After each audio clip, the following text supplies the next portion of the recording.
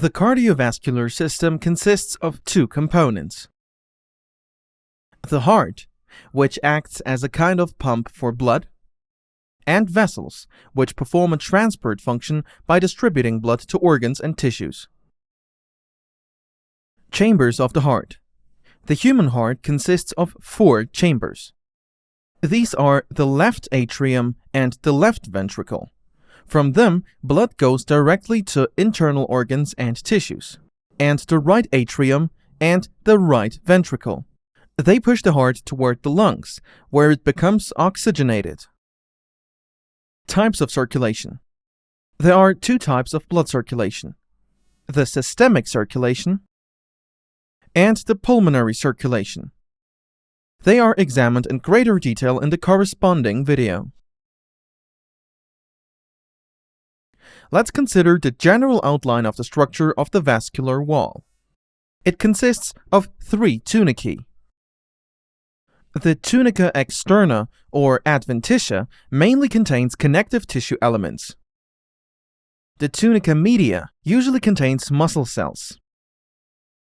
The tunica intima consists of a special type of epithelial tissue called endothelium.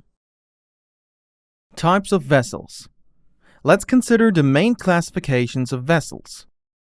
Based on their function, there are 3 types of vessels: arteries, which carry blood away from the heart; veins, which carry blood toward the heart; and capillaries, which communicate arteries and veins between each other, and are also a place where exchange of oxygen and nutrients between blood and tissue takes place.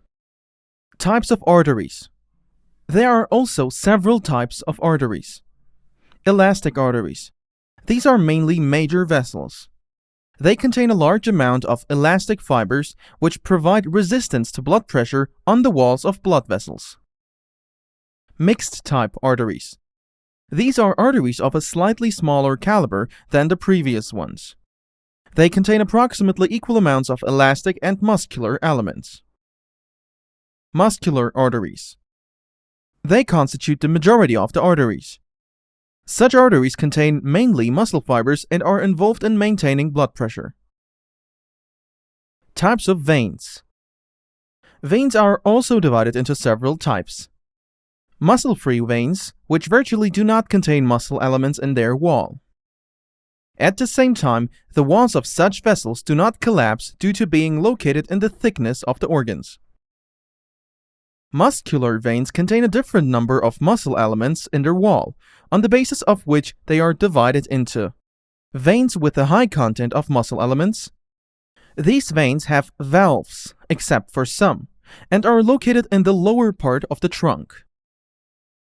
Veins with an average content of muscle elements. Most of them lack valves and are located in the lower limbs. Veins with a low content of muscle elements. They are located in the upper part of the trunk. Capillaries. They are an integral part of the so-called microcirculatory bloodstream. This is the place where the arteries and veins communicate with each other.